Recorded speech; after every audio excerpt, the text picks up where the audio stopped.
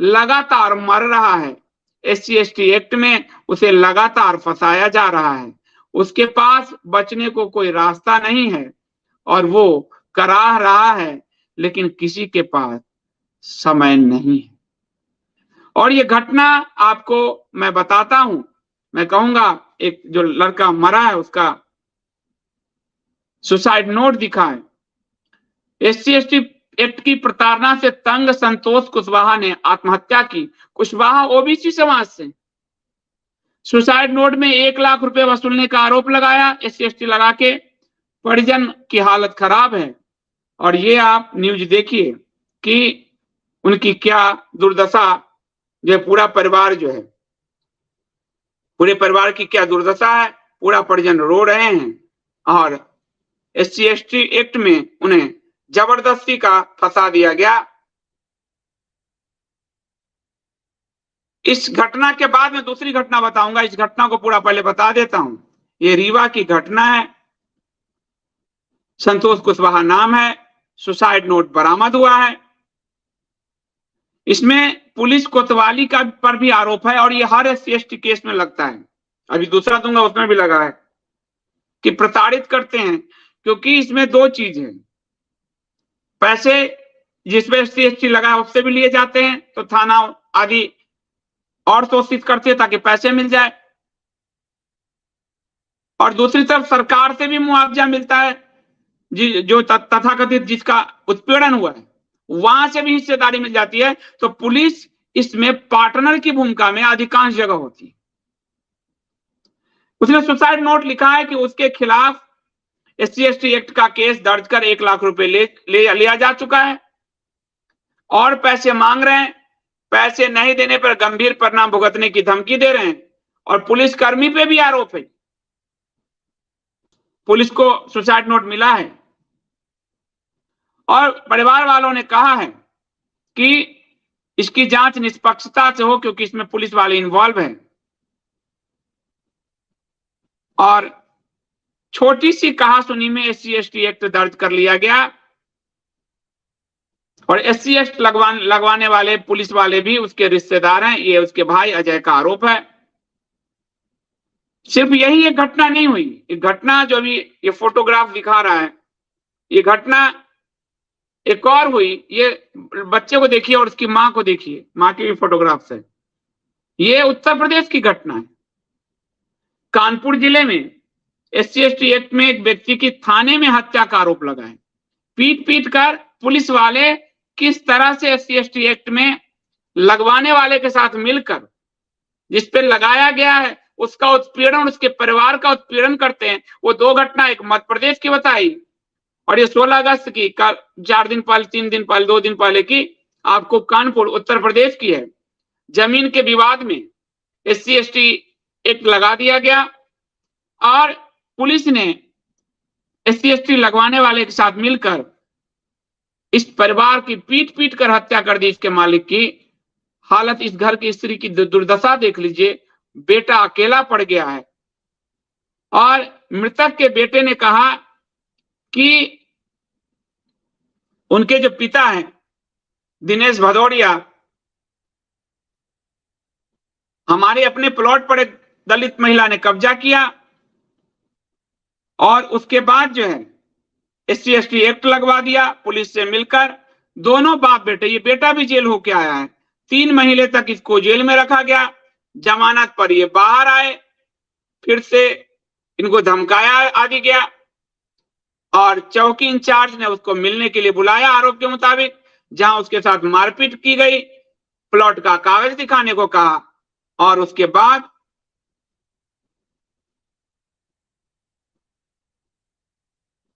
वो मर गए।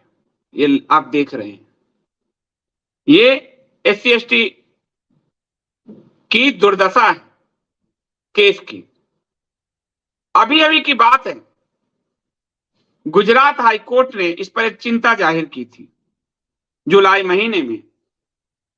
SC/ST एक्ट के दुरुपयोग को लेकर गुजरात हाईकोर्ट दुखी और मुकदमे को खारिज किया कि किस तरह से इस कानून का जो पीड़ित को बचाने के लिए था, आज उसका दुरुपयोग हो रहा है। और इस पे न्यायमूर्ति संजीव भट्ट ने कहा कि इसका दुरुपयोग इसकी पूरी प्रभाव को कम करेगा। इस अधिनियम के तहत अत्यंत सावधानी और निष्पक्षता से जांच की जरूरत होती है, लेकिन काफी निराशाजनक है कि शिकायतकर्ता और संबंधित अधिकारियों द्वारा ही SC/ST एक्ट का दुरुपयोग हो गया है। 3 केस आपको दिखाया, एक रीवा का, एक कानपुर का, एक गुजरात का।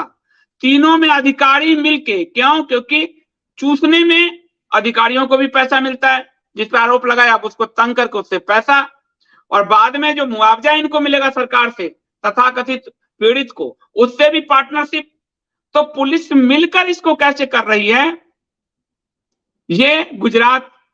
और बड़ी बात, जिस प्रधानमंत्री नरेंद्र मोदी ने इस SC/ST एक्ट को और ज्यादा कड़ा किया, उसी पार्टी भारतीय जनता पार्टी के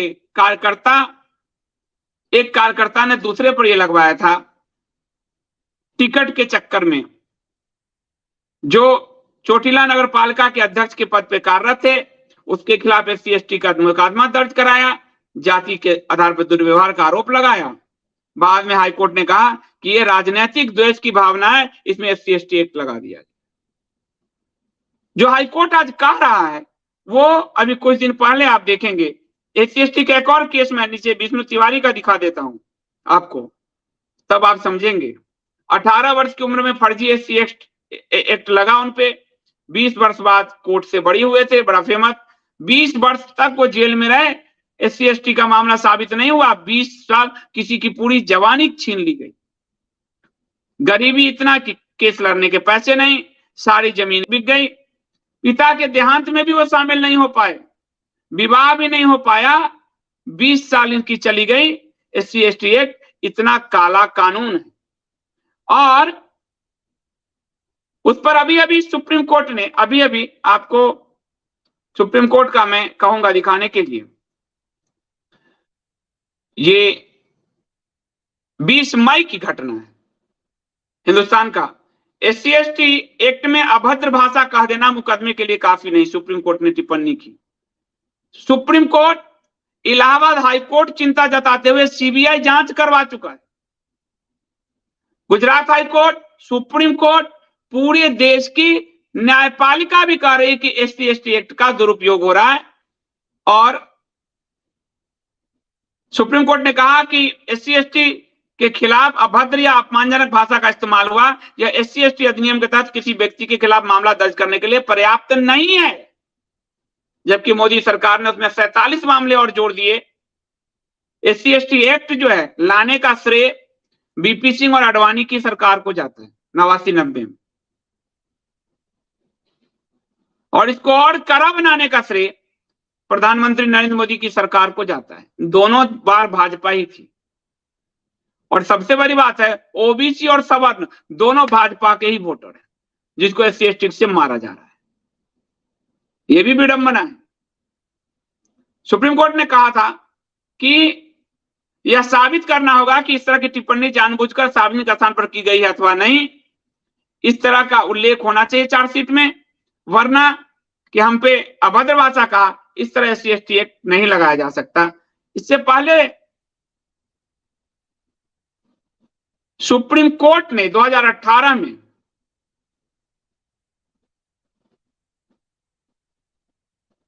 यह फैसला दिया था कि SC/ST एक्ट में बिना जांच किसी की गिरफ्तारी नहीं होगी। बिना जांच किसी भी तरीके से गिरफ्तारी नहीं होगी। ये सुप्रीम कोर्ट ने कहा कि जांच करने का अधिकार होना चाहिए, और जांच हो और उसके बाद गिरफ्तारी हो। यह अगस्त 2018 की घटना है। सुप्रीम कोर्ट के इस फैसले को, जो निष्पक्ष जांच की बात कर रही थी, मोदी सरकार ने पलट दिया, अध्यादेश लाकर पलट दिया। बाद में सुप्रीम कोर्ट को भी सरकार का फैसला मानना पड़ा, क्योंकि कानून बनाने का अधिकार केंद्र सरकार को है, संसद को है। और इसको सुप्रीम कोर्ट के फैसले को मोदी सरकार ने ना सिर्फ पलट दिया, बल्कि आप अखबार का एक कटिंग देखिए कि प्रधानमंत्री ने घोषणा की, SC/ST एक्ट को कमजोर नहीं पड़ने दूंगा, किसी भी रूप में नहीं पड़ने दूंगा।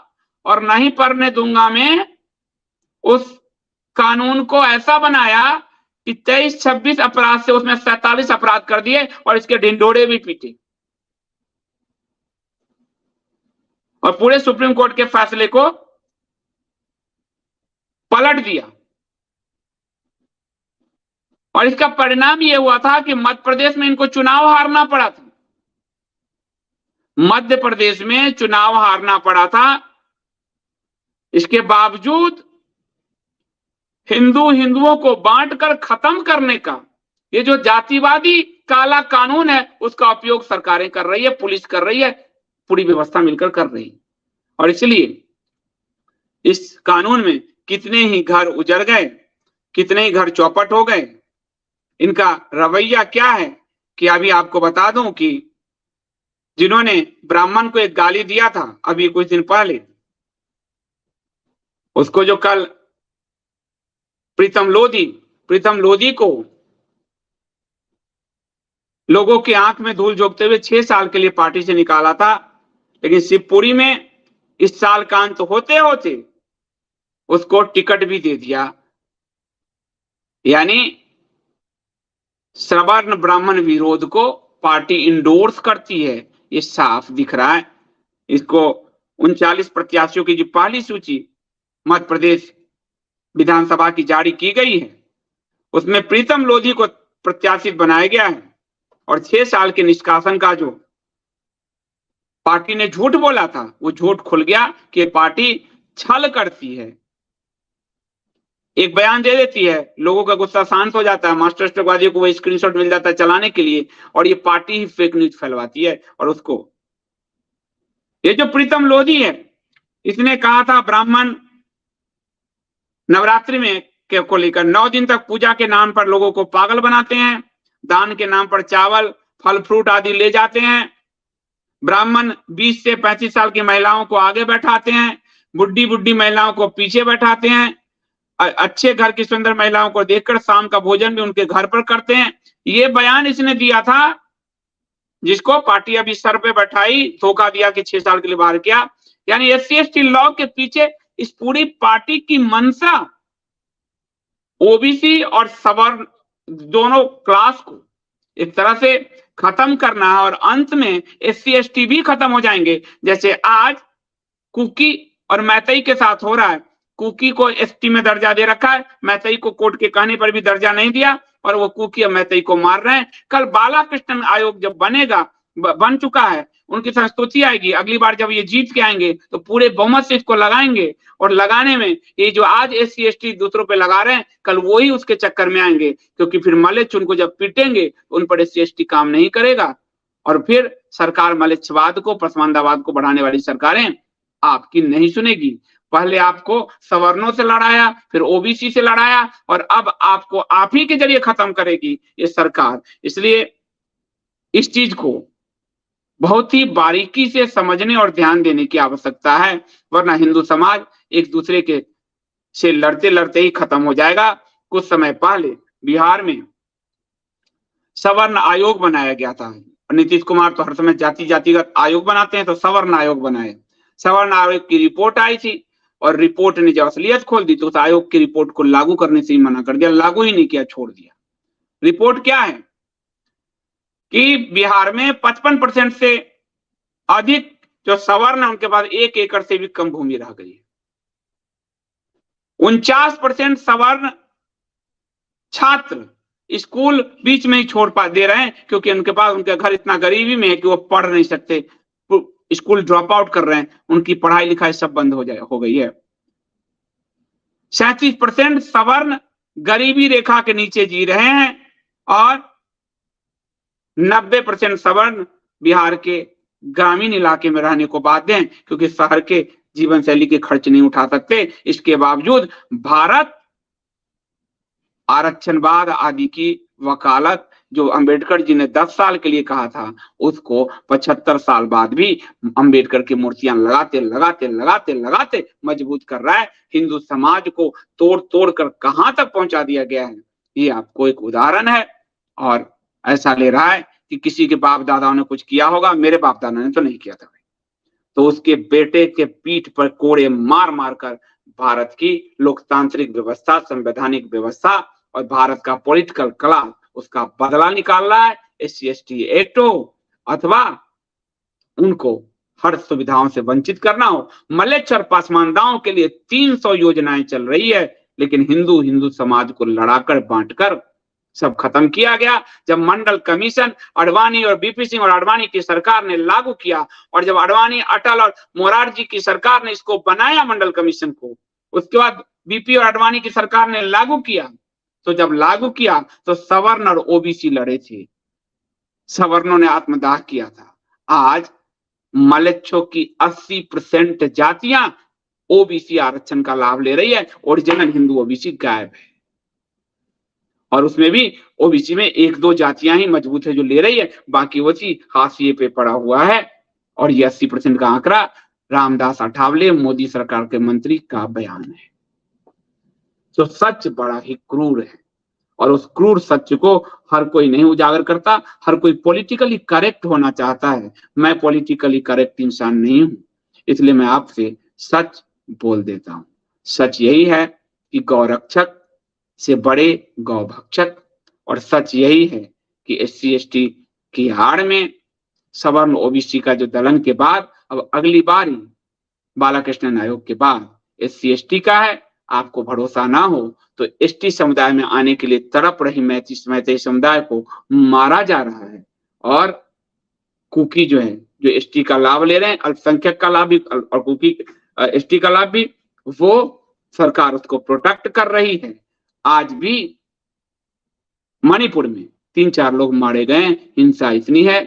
कल को SC/ST आपका भी अधिकार छीना जाएगा। आप देखिएगा, मेरी बात कभी झूठी नहीं होती, क्योंकि मेरा पत्रकारिता का अनुभव बहुत तीखा है और ये तीखा अनुभव बता रहा है कि अभी तो सब कुछ पासमानदा और ईसाइयों पे एक समय ऐसा आएगा, जो भी पार्टियां आएगी XYZ वो सब लुटा चुकी होगी और आपके बच्चे मजदूरी कर रहे होंगे। जैसे आज सरकारी नौकरी आदि से लेकर सब कुछ आपसे छीना जाके उनको बैठाया जा रहा है, उनको स्पेशल नंबर दिए जा रहे हैं और आप पार्टियों के दड़ी उठाइए। दड़ी उठाने वालों के दड़ी उठाने के लिए भी तो आपने बच्चे पैदा किए ही हैं। तो पार्टियों के दड़ी उठाइए, झंडे लहराइए। इससे ज्यादा कोई अस्तित्व आपको देने को भारत का कोई भी political class, political party, political नेता तैयार नहीं है। अभी के लिए इतना ही। बहुत धन्यवाद।